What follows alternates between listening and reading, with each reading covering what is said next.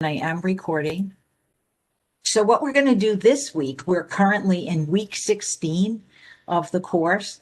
And what we're going to be doing is going over a complete review of everything in the course for the final exam, which again, you're going to be taking the week after. I believe I have that set for you to take it by the 14th. Okay. Please don't delay taking the final exam, because again, we need to have grades in an expedient way so students can register for the spring. That's another pitch I've been asked to make is please don't go away on winter break without registering for your spring classes. We don't want anyone to be disappointed if they come back in January and they find that the class they wanted to take is full. A good example of that is the next math class that comes after 213, which is MAT213, which I'm assuming at least some of you will want to take in the spring. There's only one section of it at South. So please, if you plan to take that, register for it sooner rather than later. Okay, so I'm going to begin by sharing my browser with you. And again, I'll just show you where we are in the course. We're almost at the very end. Okay, we're in week 16. Okay, and again, the only thing that we need to do in week 16 is a grade check. Okay, we're going to be using this final exam practice for practice, and I'm going to be going through it both today and on Wednesday. There are a lot of questions in it because we covered a lot of material. What I'd also encourage you to do is if you have any concerns about any of the topics that we covered in the course or a homework problem that was particularly difficult for you to do, bring those, okay? I'd rather address what you want to see. I mean, what I'm doing with this final exam practice is I'm going over what I think are the major topics in the course. But if you're good with those and you'd rather see something else, we certainly could do that. Now, normally, what I would have done in a face-to-face class is I would have handed this out like this period before, but again, you have access to this. And I would have asked, which ones do you want to see? Okay. So what I'm going to do, if it's all right with everybody, is I'm going to go through it in order. But again, if you have one that you really, really want to see, okay, you can make a note of that in the chat. Now, my idea is there are 35 review questions. I'm going to try to get through about 17 of them today, but we'll see how we do. Okay, that's why it's important. Again, certainly before Wednesday, take a look at the final exam practice and you decide which one of those you really, really want to see. Okay, so basically, just do me that favor. Okay, if I don't get to cover the one you want to really see or the ones you really want to see, bring that up on Wednesday. Okay, I realize again, not everybody looks a period ahead. Okay, that's a good practice, especially when we're in this weird online setting. But again, that's all we're going to be doing this week is reviewing for the final exam. Okay, you might be curious about this extra credit opportunity I put in here.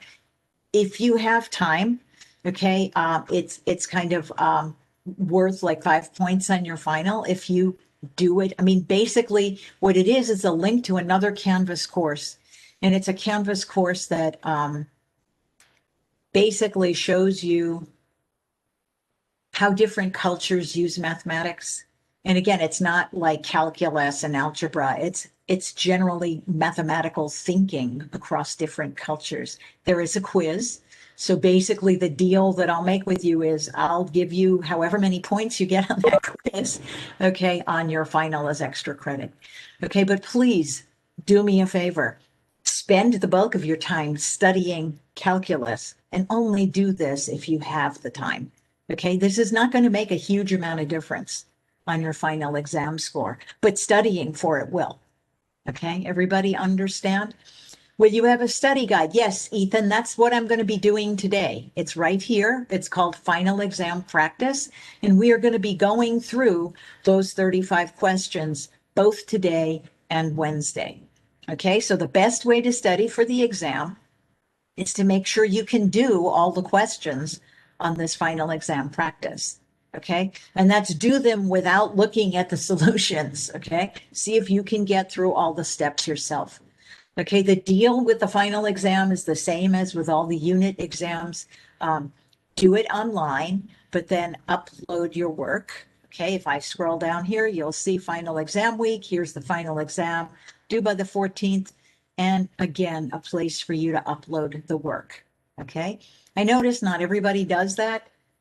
But again, I'm guessing if you have an incorrect answer and you're not showing me the work, I really can't tell what went wrong, particularly if you're off by a lot.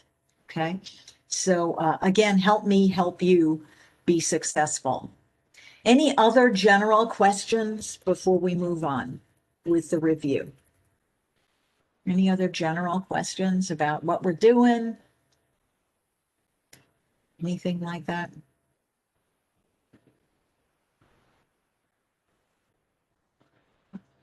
Okay, I'm not seeing anything in the chat. So if you give me a moment, I'll open up my tablet and we can start on the review.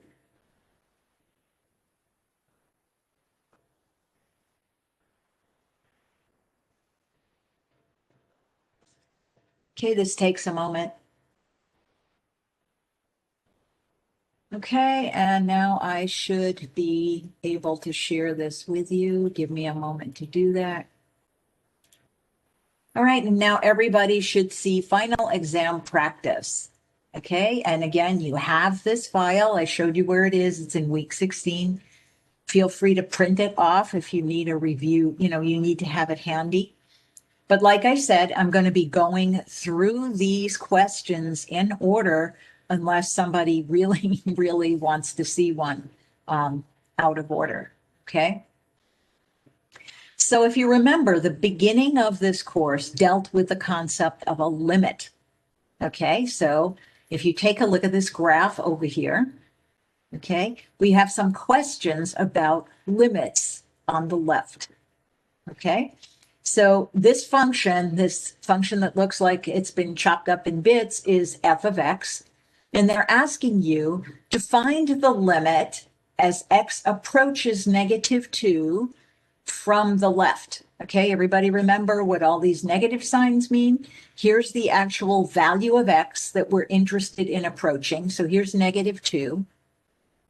This little negative sign means we're coming at it from the negative part of the x-axis, the left. Okay, so as we come along f of x towards -2, you can see we're approaching the y value. We're approaching the y value too. So basically, the answer to part A is +2. Okay, anybody questions about that? We're not asking what's the value of the function at -2. We're saying, what is the y value getting close to as we approach x equals -2 from the left? And it's getting close to +2. This second part is asking us what's the limit as x approaches -2 from the right. Okay, see this little plus sign? We're following the function as we approach -2 from the right. And you can see the value of y is getting close to 0. Okay, anybody questions about that? So these limits, the left-hand limit and the right-hand limit, both exist. Okay, I'm going to jump. Basically, I'm going to ask you a question that's not here. Okay, and my question is, does the limit as x approaches -2 exist? If so, what is it? Okay, so I'm asking you for some input here. All right, so does the limit as x approaches -2 exist? Okay, so no plus or minus on it. And if so, what's its value? So feel free to either unmute yourself and answer or type it in the chat. Does the limit as x approaches -2 exist? And if so, what is the value of the limit? Okay, that's not a question here. It's one I'm asking you. Anybody? Anybody remember? Okay. How about the rest of you? How many folks do we have on? We have 13 people on the call, so let's hear some more answers. Anybody else? So I have a left-hand limit as x approaches -2 of 2. I have a right-hand limit as x approaches -2 of 0. Okay? Because these two don't match, the limit as x approaches -2 does not exist. Okay? Remember, your left hand and your right hand limits need to match if you're going to have a limit value here. Okay, you can't say it's a number like 0, okay, because you've got this situation up here, right? So wherever you've got a discontinuity like this, you're not going to have a limit, okay? Everybody remember that? Okay, let's take a look at part C. The limit as x approaches 0 from the right-hand side, that's this. So I'm getting close to 0, but I'm approaching it from the positive side of the x-axis, okay? You can see, okay, that this function has an asymptote at x equals 0, okay? And if as I approach x equals 0 from the right-hand side, okay, the function is approaching positive infinity, okay? So if you look at it approaching it from the left-hand side, you can see that function's approaching negative infinity, right?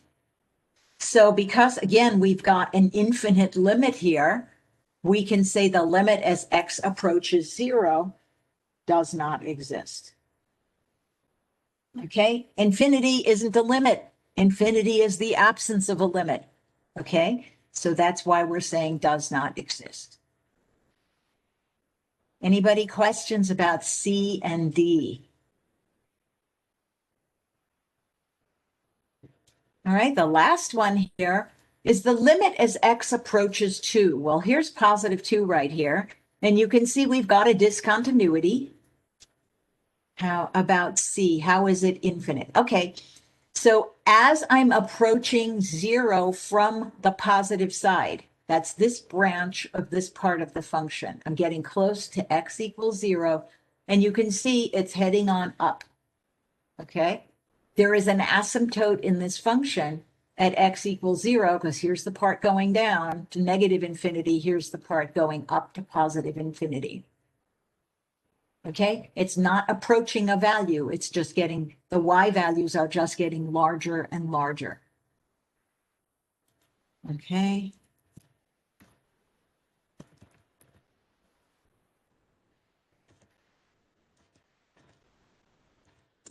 Any other questions?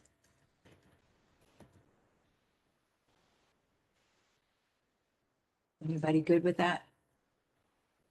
Okay, so looking at 2 right here, you can see as I approach 2 from the left, my y values are getting closer and closer to y equals 1.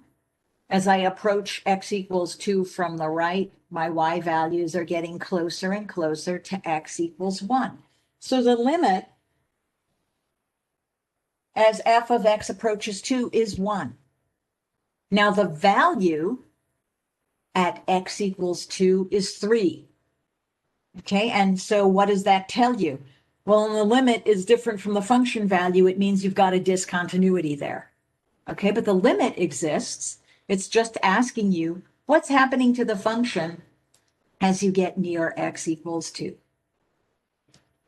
Okay with question 1. Right, it's been a while since we did limits. Okay, so that's part of the reason why I'm, spending some time on this.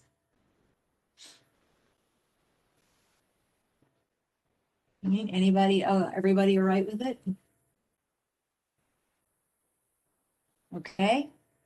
Well, again, if you look at question two is showing you f of x, and it's a rational function.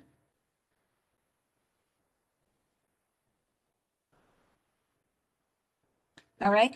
And this is asking you for things like domain, range, x-intercept, y-intercept, and asymptotes. This isn't even a calculus question. It's a college algebra review. Okay, but understanding functions like these can be important to doing calculus. Okay, so if you look at this function, okay, you know with rational functions, you've got to worry about values that make the denominator 0. So what I'm going to do is take the domain by taking my denominator and setting it equal to 0. I want to find what values do I have to exclude from my domain because they're going to make my function undefined. All right, so I just do a little algebra on this. Okay, so the value that makes the denominator 0 is x equals 1/2. Okay, now again, just let's take a quick look at this rational function. Okay, I can't factor 2x minus 1, and I can't factor 4x plus 1. They're simple algebraic expressions, they don't factor. Okay, I know right away by looking at this rational function that I have a vertical asymptote here at x equals 1/2 and not a whole. Okay, I know it's not a whole because I'm not sharing the same factor in the numerator and denominator. Okay, that's one way to evaluate a limit algebraically is to get rid of the holes. Okay, it's called a resolvable discontinuity. You might remember that. Okay, so I know for sure this is a vertical asymptote. So I'm going to put that right down here while I think of it. Okay, there's no holes. All right, the range of this function, okay, it might be helpful to graph it to see the range. Okay, and I can do that with Desmos. All right, so let me finish with domain. Okay, my domain in interval notation, I've got two disjoint intervals, okay? So it goes from -infinity almost up to 1/2. The other interval is from just past 1/2 out to positive infinity, and there's a union symbol. That means or.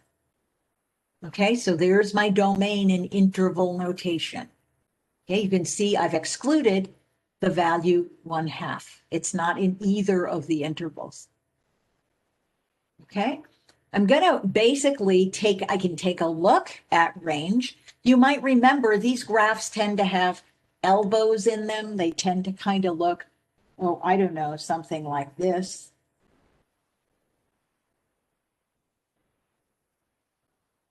So you'll have one branch over here. You'll have another branch over here, something like that.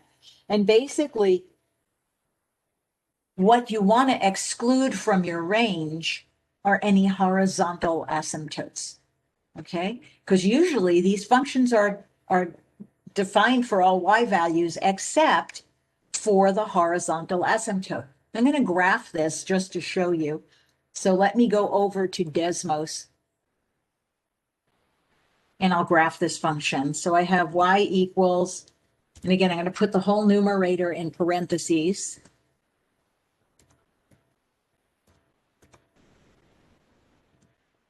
Make sure I have the right function. All right, I get the chat out of the way. All right, and then I'm gonna go out a little just so you can see what I'm talking about. Look at this function, okay? If I am traveling on this red curve and I'm looking at the y-axis, this function goes all the way up, okay, towards positive infinity. So I can see all of the y values going up. Then the function kind of heads out this way. There's a gap in between these two. And then you can see, if I look at the y values here, I can see all the y values going down. Okay, so what's this gap? Okay, this gap is your horizontal asymptote. Okay, everybody see that? So basically, if I come back here, okay, my horizontal asymptote is just going to be the ratio of my leading coefficients. Okay, remember that from college algebra? Okay, if the degrees are the same in the numerator and denominator, and here I have 1 degree functions, they're both linear, then to find the horizontal asymptote, you just take the ratio of your leading coefficients. Well, 4 divided by 2 is 2. So my horizontal asymptote is going to be y equals 2. I'll put that down here. And that's the value I need to exclude from my range. Let's take a look. I'm going to go back to the graph. Okay. And you can see if I graph y equals 2 here, you'll see a line that is the horizontal asymptote. Okay, it looks like the graph lays right on top of it, but it doesn't. It's approaching it. Okay, everybody see the horizontal asymptote? Okay, so basically I'm going to go right here, back to my notes, and I'm going to exclude the horizontal asymptote from the range.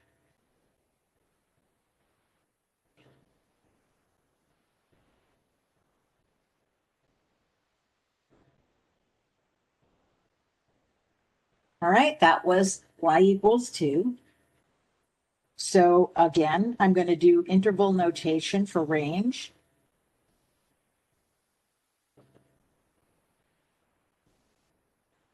Okay, so there's my range.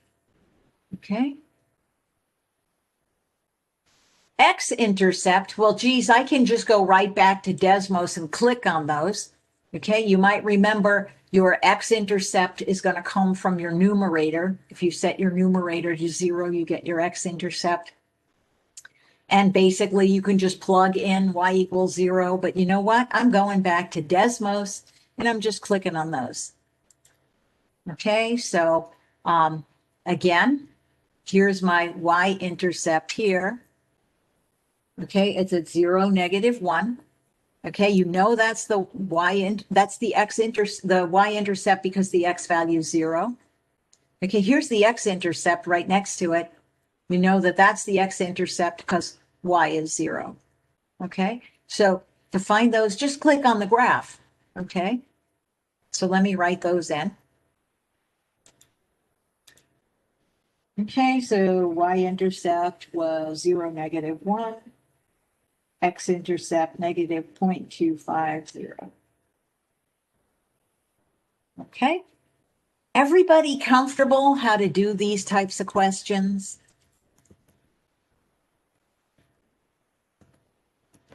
Okay, I kind of doubt they're going to ask you a question just like this, but knowing some of these types of features will help you be able to do calculus. Yeah.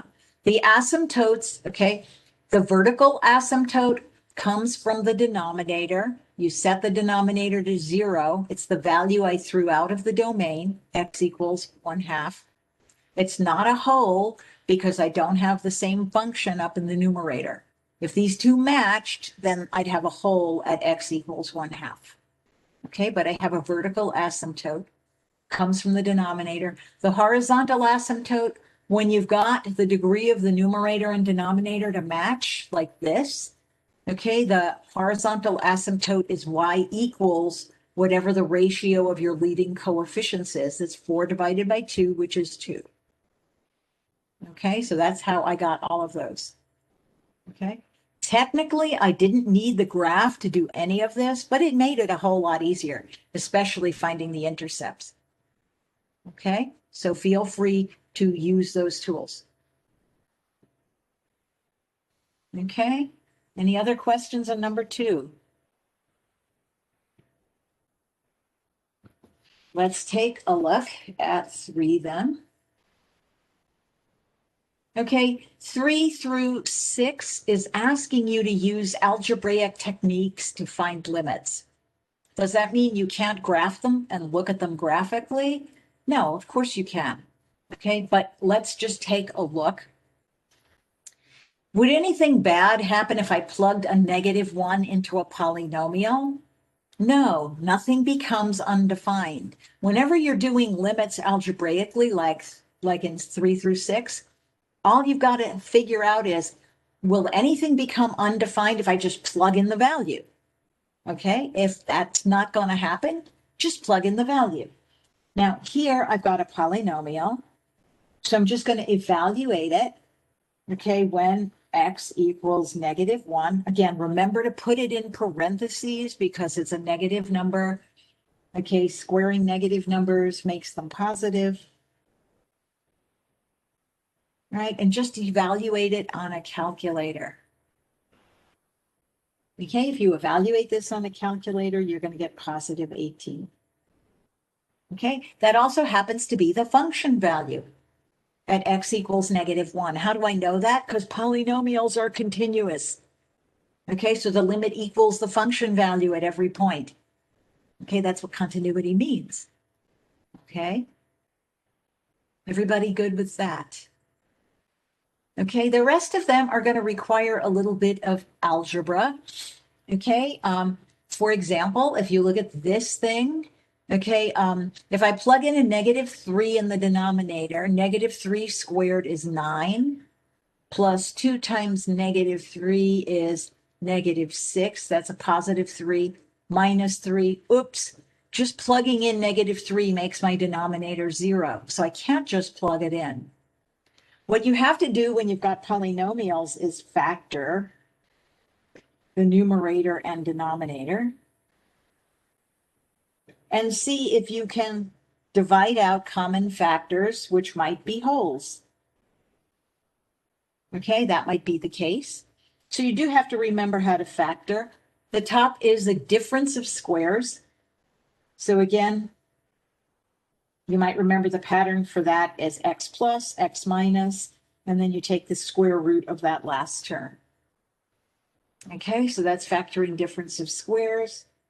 Factoring the polynomial in the denominator. Okay, my leading term is x. I'm going to put that in there. This last term is negative, so I know these are a plus and a minus because that's the only way I get a negative product. And I'm looking for two numbers that multiply to give me -3. Okay, there's only two numbers that do that, folks, 1 and 3. Okay, but they have to add to give me a +2 in the middle. That means the 3 has to be the positive one, and the 1 has to be the negative one. Okay, that's kind of a review of factoring. Now that I've done that, you can see I can cancel out a common factor. Now I can try plugging in -3. Okay, so I have -3 minus 3 on top, -3 minus 1 on the bottom. Okay, this is -6 over -4, which reduces to 3/2. Okay, everybody all right with the algebra here? This is kind of a blast from the past. Okay, it's probably intermediate algebra where you learned how to factor polynomials. If you get stuck with factoring, folks, there are engines online. Just type in factoring polynomial calculator. Okay, there's calculators that do this. Okay, and if it doesn't factor, you're going to need the quadratic formula if you're trying to find roots. Okay, here, if it doesn't factor, we can't use this method. Okay, so it's either factorable or it's not. All right, everybody all right with this?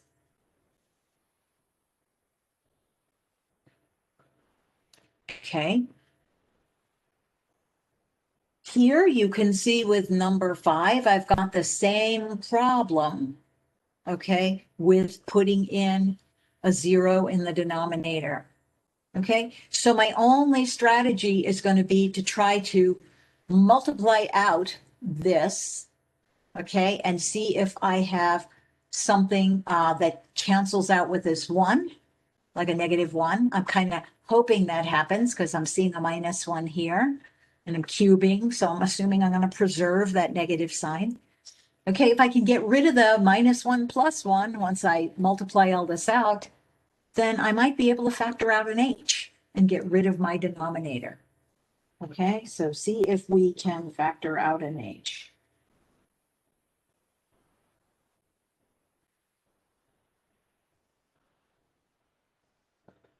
All right, so the first step is to cube h minus 1 cubed. Okay, there are patterns for cubing. There's also something online called a binomial coefficient calculator that will tell you if you cube this, what happens.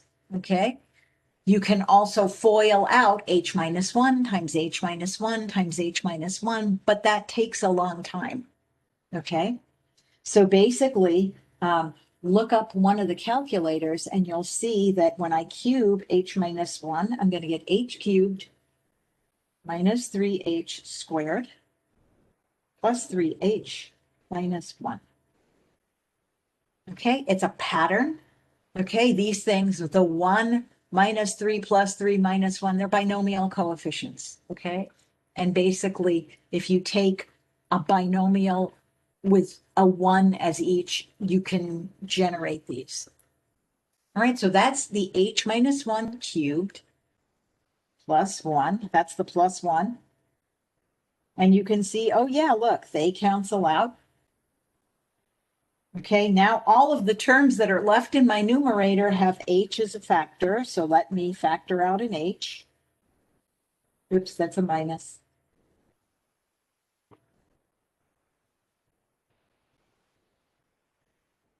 And now the problem in the denominator goes away.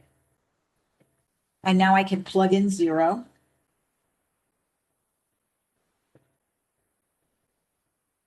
Okay, and that gives me 0 squared minus 3 times 0 plus 3. So again, you can see the limit is 3, right? Because these terms disappear, and all I'm left with is the constant. Okay? Everybody good with that one? Okay, here's the last one. You can see with number 6, if I plug in a 0 here, I have a problem. I also have a problem here. So I'm seeing a difference of 2 fractions. So maybe if I actually subtract the 2 fractions, I might be able to simplify this enough that something cancels out. So the strategy here is going to be subtract the fractions. Okay, so again, I'm sure you realize by now that this section 3 through 6 is very algebra heavy. Okay, and it's basically making sure you're strong enough with algebra that you can manipulate these things so you can then go ahead and do some calculus. Okay, so you might remember, all right, what I'm going to wind up doing is I'm just going to take these expressions out and show you. Let's factor the bottom here. Okay, if you look at the second fraction, I can factor out a t. Okay, and that makes it a little easier to find a common denominator. You can see that this t would divide evenly into this denominator, t plus 1 times, right? Because I've got a t here already. So I don't need to mess with the second fraction. It already has a common denominator. What I need to do is to multiply the first fraction, 1 over t, by t plus 1 over t plus 1 to get the common denominator. And then I can do the subtraction. Okay, everybody remember that little strategy from intermediate algebra? So here's what I have. I have 1 times t plus 1 on top. Let's write my common denominator first. And then my numerator becomes t plus 1 from the first fraction minus 1 from the second fraction. Okay, so I'm actually doing the subtraction. I'm subtracting in the numerator and writing it over the common denominator. Again, you can see my plus 1 minus 1 disappears, and I have this. Okay, so now I can divide out the t, okay? Remember, it's going to leave a 1 on top and a t plus 1 on the bottom. And that's when I substitute t equals 0 to actually take the limit. And you can see I'll get 1 over 0 plus 1, which is going to give me 1. That's the limit. Okay, so again, 3 through 6 are just having you do some algebra, okay, in order to do the limits.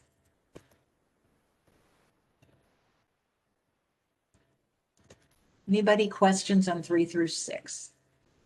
I'll try to show you all of them. Questions at this point? No? We're good? Okay, I'll take a minute because we just did a bunch. Okay. So far, no really heavy lifting with calculus, right? The only calculus-y thing we've done so far are the limits. Okay.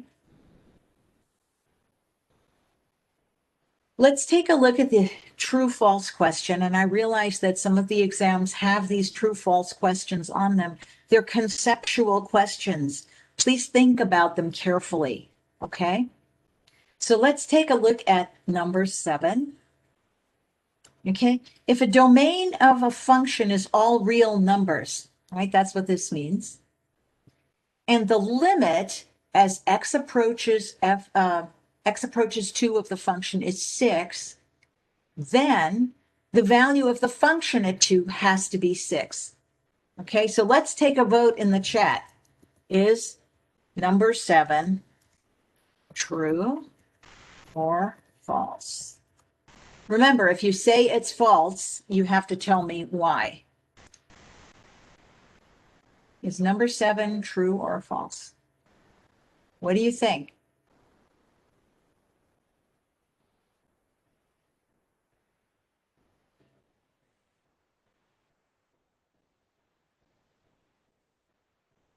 Anybody have any suggestions, any thoughts? If you just want to talk it out, that's fine without coming up with an answer.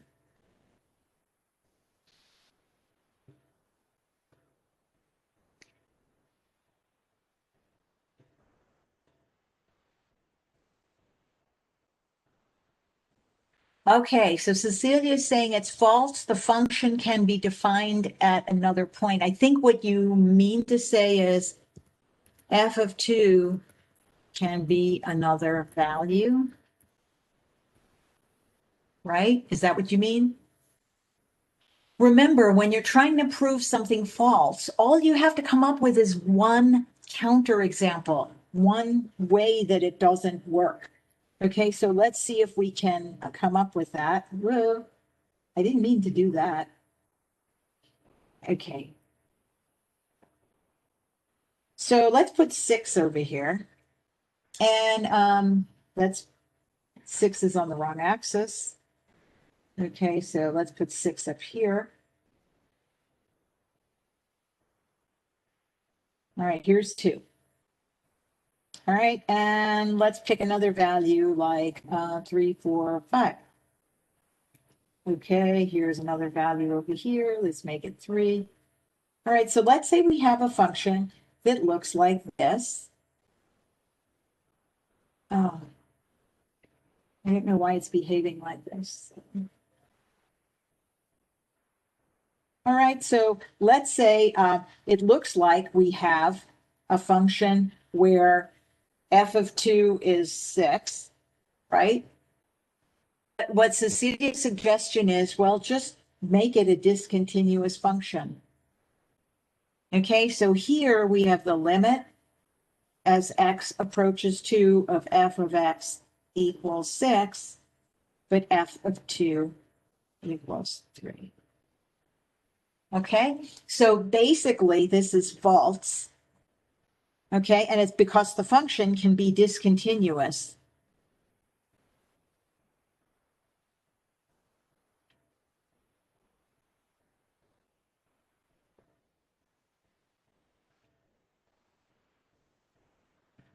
Okay, which is what Cecilia said. Okay, everybody all right with this one? I noticed on the integration exam, there were a few questions like this. Some of you didn't notice like a change of variables for no good reason. Uh, some of you did notice they evaluated an integral doing u substitution, but they didn't change the bounds.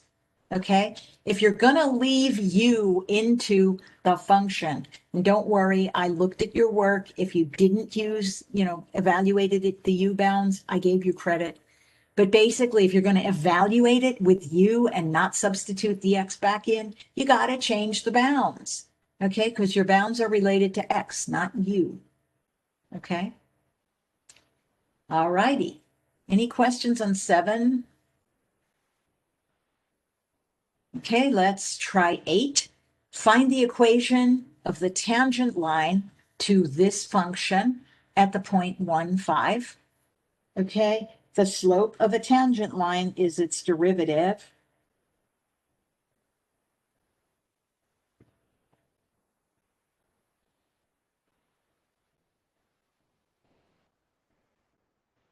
Is y prime evaluated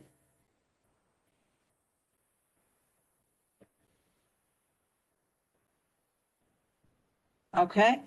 So basically, when you hear the word tangent, the first thing you can think of is derivative, okay? So the first thing I need to do to find to find the equation of a tangent line is get its slope. So I'm going to do that by finding y prime, okay? And that's 6x, and evaluate when x equals 1. There's no y to plug in. Okay, so my slope of my tangent line is 6, right? And now use the point they gave me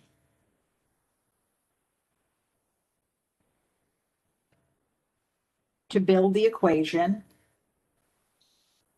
y equals mx plus b.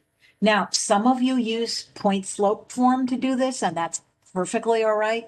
I just use y equals mx plus b because it just seems easier to me. So I have y equals 6x plus b, and then I'm going to put in the x and the y values. So y is 5. Okay, so I'm just substituting the x and y values and the slope in there. I'm going to subtract 6 from both sides, and I get -1 equals b. So and now I have a complete equation, y equals 6x minus 1. Okay, really okay with number 8. Number 8 is a funny mix, okay? It's part, believe it or not, introductory algebra and a little bit of calculus to get the slope. Okay? Because they're asking for a tangent line, you need to use the derivative. If they asked you for a secant line, they'd have to give you 2 points, and it's just algebra, no calculus. Okay, everybody all right with that one? Okay. Now we have a bunch of find the derivative problems. Okay, so it's a case of figuring out what you're looking at and what rule to use. Remember, I gave you a handout of derivative formulas and examples. Let me just stop here for a minute and point you back to our course, okay, and show you where that is. I guess I'd have to go back to the beginning where I have derivatives. Okay, there are definitely an integration technique summary over here. You have to kind of look back from. Maybe what I can do is put those in the final exam week so you can find them again. Okay, so it would be all the way near the beginning where we first started with derivatives. Derivative rules and summary, it's in week 5. Okay, so if you need to have a sheet handy while you're doing derivatives, print it out, have it handy, leave it open on another tab. That's perfectly okay. All right, so I'm looking at this. Okay, this function f of x to me looks like a function composition. Okay, it looks like a polynomial inside maybe another polynomial or power function. Okay, so whenever you see a composition, you need to use the chain rule. Okay, and really what that is you take the derivative of the outer function, okay, and then you take the derivative of the inner function. So let's show that. Okay, the derivative of the outer function is this thing here. You can think of it as blob to the third or u to the third, whatever you want. Okay, so let's take the derivative of that. That's going to be 3 times, don't mess with what's inside yet. Right? So what did I do? I took the exponent off the parentheses, brought it down in front, rewrote the whole parentheses, and then dropped the exponent by 1. So I'm using the power rule, but on this entire inner function. Okay, so basically here's the derivative of the outer, and then you're going to multiply that by the derivative of the inside the parentheses. Okay, so if you use the power rule on this, you're going to get 15x squared minus 2. Okay. All right. And again, you can leave it like this. It's perfectly fine. In the answer key that's included with your file that you're looking at, they've distributed this 3 across the second one. So they wound up with this 45x squared minus 6 times the whole thing squared.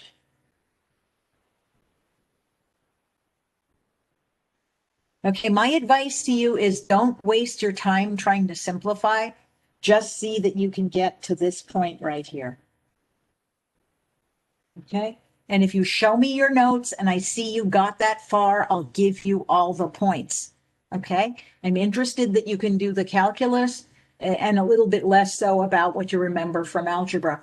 You need to remember some algebra so you can set the problems up properly, but I don't care about this. Okay, everybody all right with 9? Okay, let's look at 10. 10 has some radicals in it. So this problem is going to require some algebraic setup before you actually do calculus on it. Remember, when you see radicals, you want to try to write them with fractional powers. Okay, so if I'm looking at this function, I can see that I can write the first x, square root of x is x to the 1/2. Okay, the next one's a little bit more problematic. Okay, so let me bring my x here. Okay, and then we have to figure out what's the exponent on this. Well, I'm raising it to the 4th and taking a cube root. Okay, so it's a fractional exponent with 4 in the numerator and 3 in the denominator, like this. Remember, the numerators give you powers, the denominators give you roots. And because it's in the denominator of the fraction, it has a negative sign on it. Okay, so that's simply using rules for exponents. Okay, and again, nothing's negative here, so I don't need these parentheses technically. All right, so you have to rewrite this first.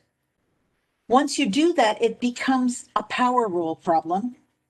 Okay, so power rule. It's not hard. Okay, that was the hard bit, was the rewrite part. Okay, so if I take the derivative here, what do? Bring down the exponent, drop the exponent by 1. Bring down the exponent. Okay, drop the exponent by 1. Okay, which basically, this was a negative 4/3. So I need to go another 3 negative. Okay. And that should be good enough. Okay, the rest of it is massaging it to have radicals in it again, which I don't see the point of. Okay, so if you can get to that point, I'll give you all the credit. Okay, but show me your work. All right, if you want to simplify this, you've got a 2 down here. This is now a square root, but it's in the denominator. Here you've got the 4 on top, the 3 on the bottom. The x is in the denominator, And what am I doing? I'm raising it to the seventh and taking a cube root. Okay, so that's what it would look like simplified. Okay, so again, not that interested in the algebraic simplifying, but that you get to what I've highlighted. Okay. If you look at number 11, okay, number 11 is a product. Okay, so you need to use the product rule. Okay, it's the product of 2x and ln of x. So I'm going to say, let's u be 2x, let v be ln of x. And again, if you want to use f and g, that's fine. It's just the function's already called f. That's confusing. You can call them a and b. It doesn't matter as long as you fit the pattern. So what's the pattern for the product rule? Okay, it's u times v prime plus v times u prime. Okay, so again, that's on your cheat sheet. Have it handy. All right, and then make sure you take the derivatives of each part correctly.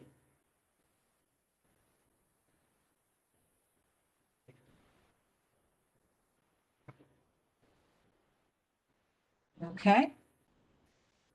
The derivative of ln of x is also on your cheat sheet. Okay, so don't feel you have to stuff all of this stuff in your memory. Okay. And then it's just strictly a copy operation. Okay, so I have 2x times 1 over x plus ln x times 2. All right, if you want to simplify it, you can. Okay, notice the x's cancel out over here, which will give you 2 plus 2 ln x. Okay, but again, as long as you can get here, I'm fine. Everybody all right with it? So what I'm saying over and over again is when you do derivatives and integrals, okay, for my purposes, you don't need to simplify, okay?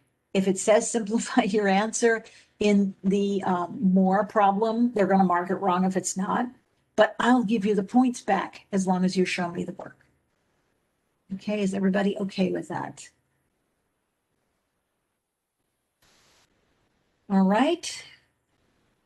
Number 12 looks like a quotient, and it looks like something I can't simplify because I have two terms in my denominator. So I can't rewrite it as like sums and differences. So I'm going to need the quotient rule. Okay, so if I take a look at g of x, how do they say it? If g of x equals u over v, then g prime of x equals, okay, it's denominator first, v times u prime minus u times v prime, the whole thing over v squared. Okay, so that's the pattern. Okay, where u is on top, so u equals x, v equals 1 minus x squared, u prime is 1, v prime is negative 2x. Everybody all right with that? If at any point you've got questions, please either put it in the chat or unmute yourself and ask. Remember, I'm trying to get up to like at least number 17 here. Okay, so if it seems like it's a little fast, that's okay. You can stop the train if you need to. All right. All right, then it's just a matter of plugging it into the formula. So you start with your v, okay, and that is 1 minus x squared times 1 minus u times minus 2x, and the whole thing over 1 minus x squared, x squared squared. Okay, so again, here's where you have to get. Okay, and then if you wanted to simplify, you might notice some stuff cancels out. Okay, this numerator becomes, sorry, the numerator is 1 minus x squared minus a minus, so that's plus 2x squared over 1 minus x squared. So this numerator is going to become 1 plus x squared over 1 minus x squared. Okay, so that's the simplifying. Again, I'm showing you the simplifying because, again, this sheet comes with an answer key, and I want to show you how they get to the numbers in the answer key. Okay, I'm showing you with the highlights where it's important to get to. Okay, all right. Let's look at number 13. Okay, you're seeing the square root, so you realize I can rewrite this as 3x squared plus 4 to the 1/2. And now all of a sudden you see it's a composition. Okay, it's a polynomial inside a root or radical. So I have to use the chain rule.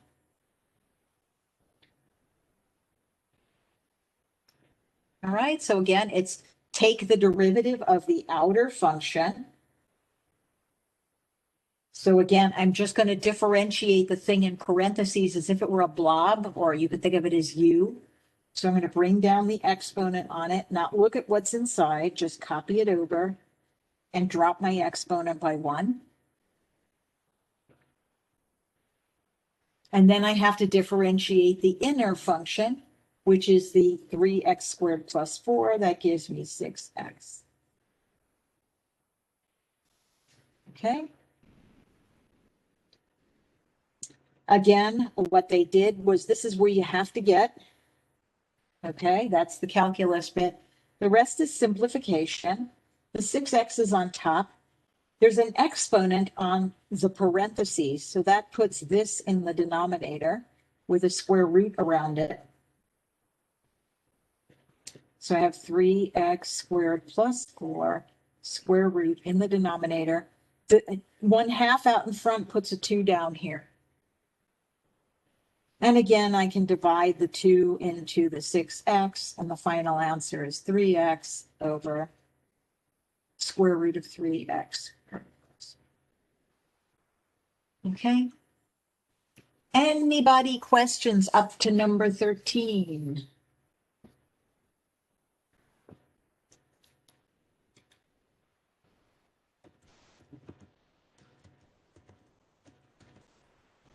Questions up to number 13?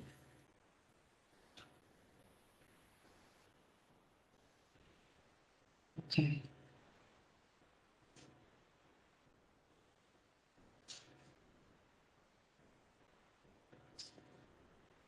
All righty. Let's take a look. We've only got a few more to do today. Okay, number 14 is an exponential. And notice that we have a function in our exponent. So I need a chain rule. All right, so basically this is a polynomial inside of an exponential. Okay, so how do you differentiate that? Well, the pattern for exponentials is to copy the exponential over again, multiply it by ln of the base. Well, if the base is e, ln of e is 1, so I don't need that part. Okay, now I need to use the chain rule. This is my outer function. My inner function just says take the derivative of the exponent. Okay, so that's going to give me minus 2x. All right, that's the derivative of the exponent. You're done. I mean, it's more conventional to write it like this. Okay, but it doesn't matter. It's the same thing. Okay, the second 15 is similar in the sense that you've got a function inside of, you've got a polynomial inside of a log. Okay, so you need a chain rule. Okay, so when you take the derivative of a log, okay, since it's kind of the inverse of an exponential, you have 1 over the argument. Okay, and you would have times ln of the base down there as well. But since the base of ln is e, and ln of e is 1, you don't need that. And then that's the outer function. And then you need to multiply it by the derivative of the argument, okay, which is going to be 12t to the third. Okay, this is where you have to get. Okay, but you can see that I've got t's on the top and the bottom. Okay, so basically I can divide out 3 powers of t, and I'll wind up with 1t on the bottom, and 12 divided by 3 is 4 on top. Okay. So anybody questions up to 15?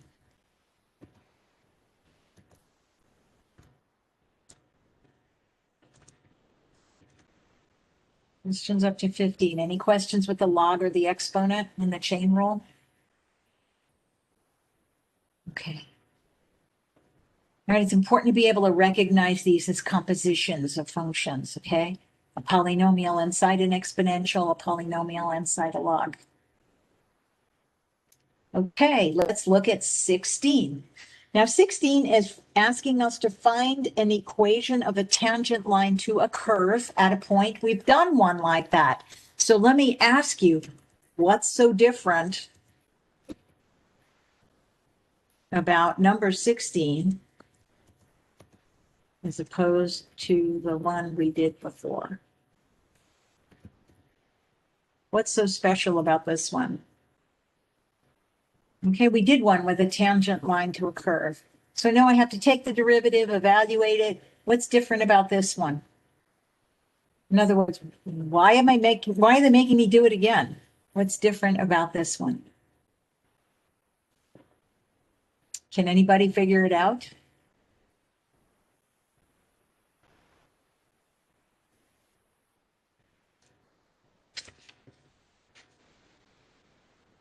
Okay, the other one was number 8. Let me slide back there so you can see it.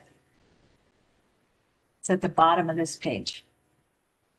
Find the equation to a tangent line of the equation of the tangent line to y equals this. Okay, now let's take a look at 16.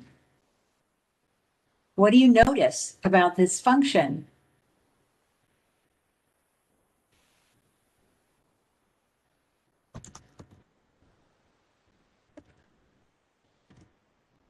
Is it solved for y?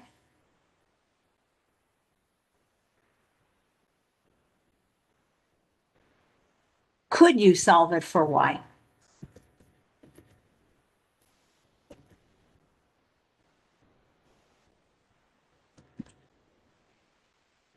Take a look at it. No, okay? So how do you differentiate a function you can't solve for y?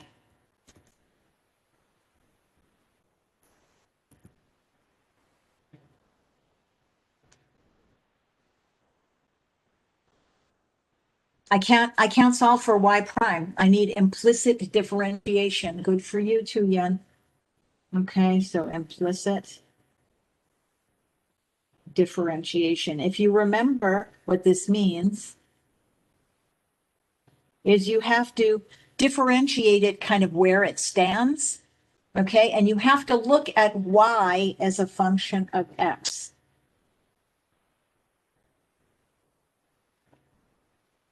It's just you can't see what it is, okay? So every single time you differentiate a y term, you're going to need dy dx. Remember that? Okay, so x differentiates normally, okay? This y squared is a composition, okay? It's a square of some function y that I don't know. So this differentiates as 2y dy dx. This is actually a product of two functions, 4x and y. Okay, so let's do this term by term. Okay, so the first term just gives me a 2x, which is normal. Okay, So the next pair of terms, this 4xy, is a product where u equals 4x, v equals y.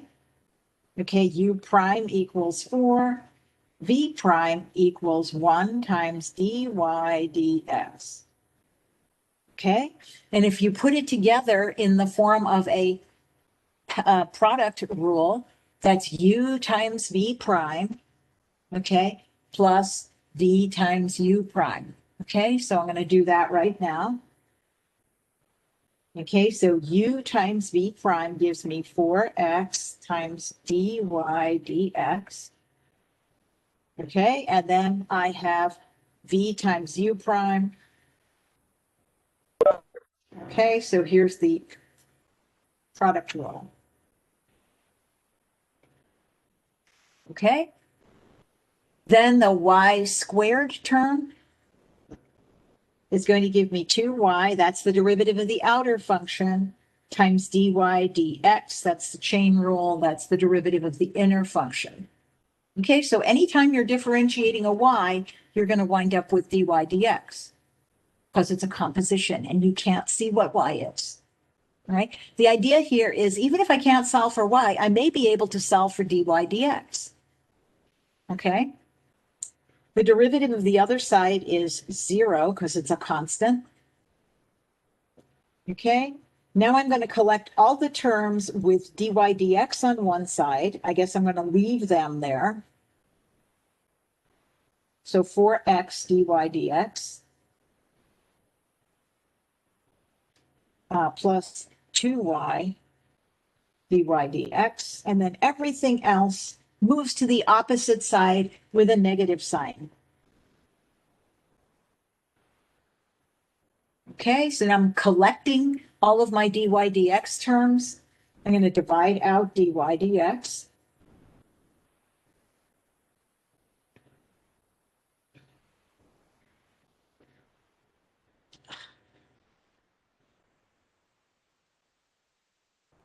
Okay, the last step is to divide by the quantity in parentheses. So I get dy dx equals negative 2x minus 4y divided by 4x plus 2y.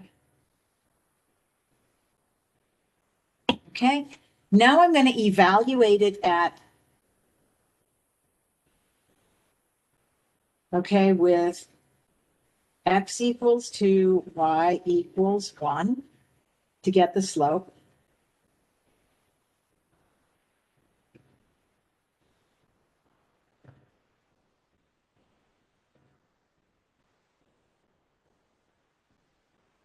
Okay, that's a calculator problem. Just do it with your calculator. I got negative 4/5.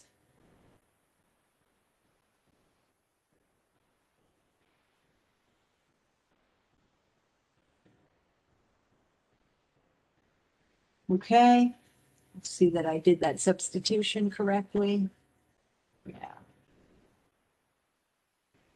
Okay, and then once you get the slope, you do the same thing. You start with y equals negative 4/5 x plus b.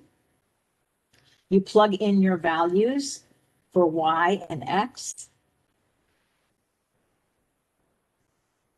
And you solve for b, okay? So this is going to be 1 plus 10/5.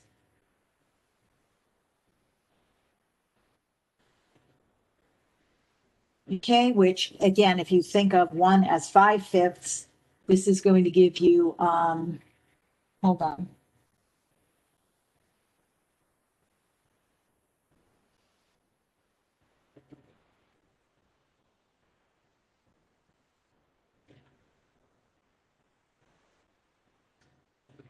Four times 2 is 8/5, my bad.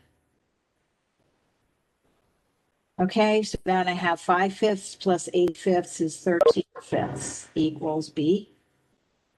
And my final equation is y equals negative 4/5 x plus 13/5. Okay, that one's a little messy. Okay, but the same general idea. The strategy here is you need to find dy dx by implicit differentiation. That's the only thing. Okay. Any questions on 16 or questions on implicit differentiation?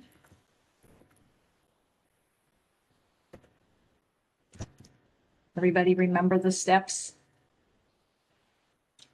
Okay, so the steps are differentiate it as if y is a function of x. Anytime you're differentiating y, you have a dy dx tacked on. Then you're collecting all the terms with dy dx on one side, factor out the dy dx, divide by whatever is left to get your expression. Okay, here we had to actually evaluate dy dx to get a slope. Okay, here's the last problem I'm going to go through today. And there are two problems like this, so we'll start with one just like it on Wednesday. Okay, they're giving us a function, and they're asking us for intervals of increase or decrease. Okay, now it's possible to graph this function and get the answers as well. Okay, so basically I'll show you how to do the calculus bit. Okay, and then we'll graph it just to see that our answers are correct. All right, so to find intervals of decrease or increase, the strategy is to use the first derivative test. So take the derivative, right? So this is 3x squared minus 12x minus 15, and set it equal to 0. Okay, to get the critical numbers, I'm going to factor out a 3. Okay, and then this becomes easy to factor. Okay, so two numbers that multiply to give me -5 and add to give me -4 are going to be +1 and -5. So my critical numbers are -1 and 5. I know since it's a polynomial, there are no places where it's undefined, so I don't need to worry about the derivative being undefined anywhere as far as dividing the number line into intervals. Okay, so you take the number line, you divide it into intervals. Okay, so here's my first critical number, here's my other critical number, and then you pick a test point, so you check the derivative.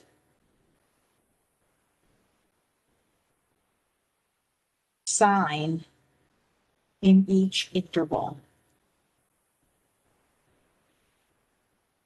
Okay, so you've got an interval that goes from -infinity up to, but not including -1, one that goes from -1 to 5, and another one that goes from 5 to infinity. And notice these endpoints are not included in the intervals.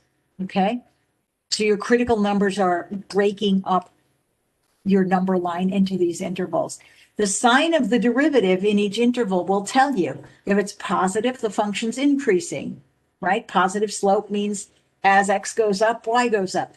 Negative slope means as x goes up, y goes down. So that's decreasing. Okay. We can even figure out what our maximums and minimums are that way. Remember, I'm going to rise up to a maximum and then decrease away from it. I'm going to decrease down to a minimum and increase up to it, up away from it. Okay, so I'll get the answer to both A and B with this, right? So I'm just picking values in each interval, right? So I'll pick -2, and I'm going to use the factored version of my derivative. So 3 times -2 plus 1. -2 minus 5. And I'm just looking at the signs, okay? So I've got a positive, I've got a negative, and a negative, okay? That together will make it positive, right? If I multiply a positive value, a negative value, and another negative value, the signs are negative. Remember, signs are positive. Remember, even numbers of negative signs give you positive answers. Odd numbers of negative signs in a product give you a negative answer. So that's what I'm looking at here. In the middle, I'll pick up 0. So I have 3 times 0 plus 1, 0 minus 5, positive, positive, negative. So that's going to be negative. And the last one, I don't know, let's pick 6. 6 is in the interval from 5 to infinity.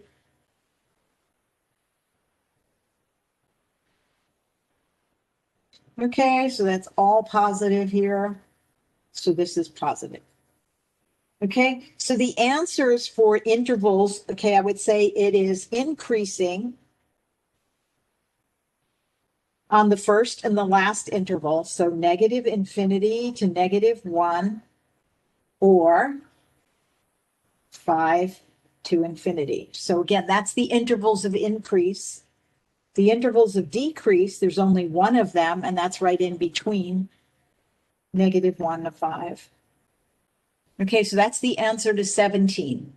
Okay, the answer is this over here. Okay, and the stuff I'm showing you is how I got it. Now, we also know then, these are my critical numbers, so they're maximum and minimum candidates. Here I'm increasing up to negative 1 and decreasing away from it. Okay, so I know my maximum is going to be whatever negative 1 gives me. I plug negative 1 back into f of x, and that gives me an f of x value of 12. Okay, you need the y values. Okay, the minimum, then, if you look at your number line, I'm decreasing down to 5 and then increasing away up from it. So 5 must be giving me my minimum. Then if I plug 5 into f of x over here with a calculator, I get negative 96. Okay, so those are my max and min values. Okay, concavity is a second derivative. Okay, inflection points tend to be where your second derivative is 0. Okay.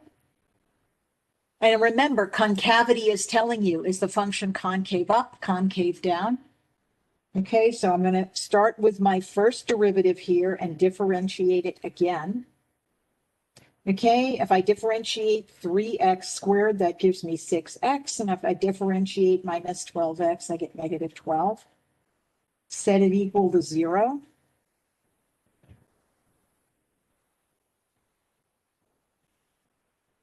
Okay, so again, if I substitute 2 back into the function, I get 2 negative 42 is an inflection point. Not infection, inflection.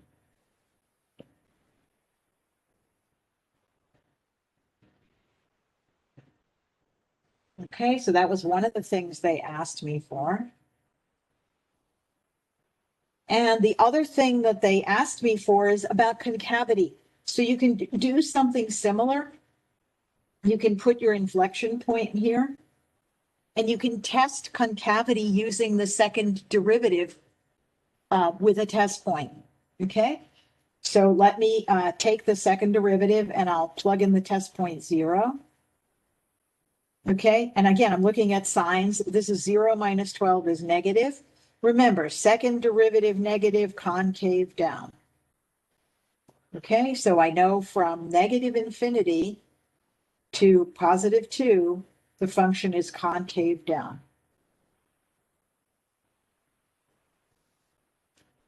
All right, and then I'm testing it over here. Let's test it with 3. That's 18 minus 12. That's a positive number. Second derivative, positive, concave up. So I know from 2 out to infinity, concave up. All right. And again, a lot of these things you can double check by graphing the function. You can certainly find the maxes and mins, and you can find the inflection point. I don't think Desmos is going to show you. I think this is something you've got to do with calculus. Okay, but you should be able to find maxes and mins pretty easily. And again, looking at the function will tell you whether it's increasing or decreasing on an interval. Okay. Everybody okay with this much of 17?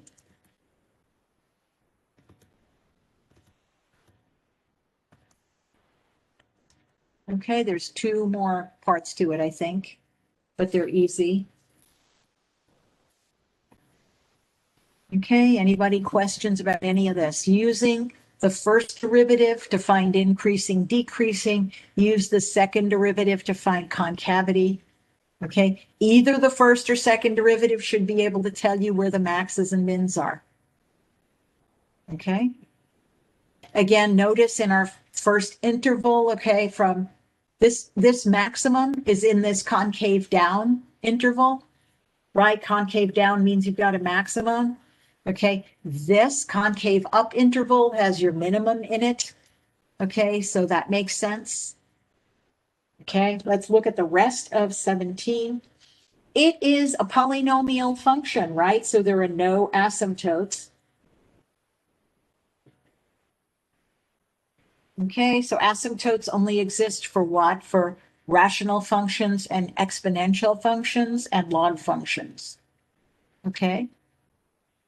Sketch the curve, finally. Okay, you would just go into Desmos. I'll clear this. I would draw the curve, which, again, just type in your function, which is a polynomial. So y equals 3. No, x. I'm looking at the derivative. X cubed. Remember to arrow out of the exponents just like you would on a calculator. Minus 15x plus 4. Okay, let me just see that I have the signs right in this. Minus, minus, plus. Okay, and then again, once you do that, zoom out a little so you can kind of see the whole thing. And again, here's your max. Okay, which we got. Here's your y-intercept. Again, some x-intercepts. Okay. And again, if you scroll on down, here's your minimum. Okay. So again, if you're just copying this, try to get close. Okay. What I would recommend, again, if they ask you to graph anything, please just put the graph in your work. Okay. I understand that the graphing, the U draw type things aren't very good in Desmos. I mean, in more. So as long as you show me your graph, you're fine.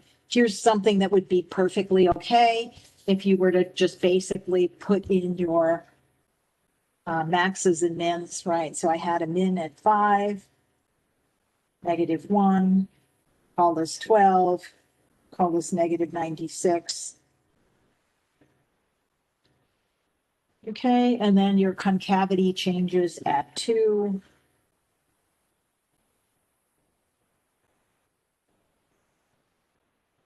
So something that looked like this would be fine. Okay, that's fine. Close enough.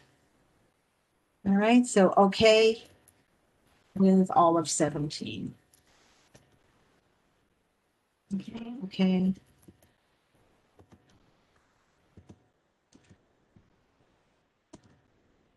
Yeah. Okay. I'm going to be coming back to the meeting. Stop sharing. And ask if there are questions on any of the topics we covered.